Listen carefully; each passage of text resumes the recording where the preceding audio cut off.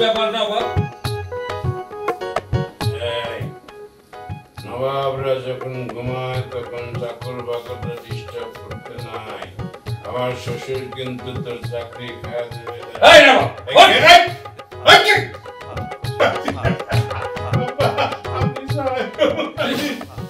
তুমি এইখানে কেন?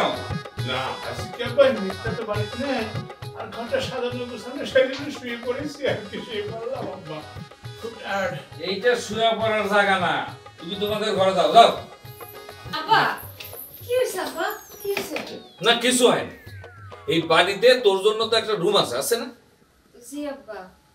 আব্বা আমি করছি মানে ওই ঘরটা তো খালি পড়েছিল, এই জন্য তেলা পোকা সার পোকা ভরিয়ে গেছে একদম ডিম ডিম বাইরে কিরকম নাস্তানি অবস্থা। আর মিথিলা বাড়ি আসলি পরে আমরা এই ঘর সাইডে ওনার পরিষ্কার করে ওখানে চলে যাবা।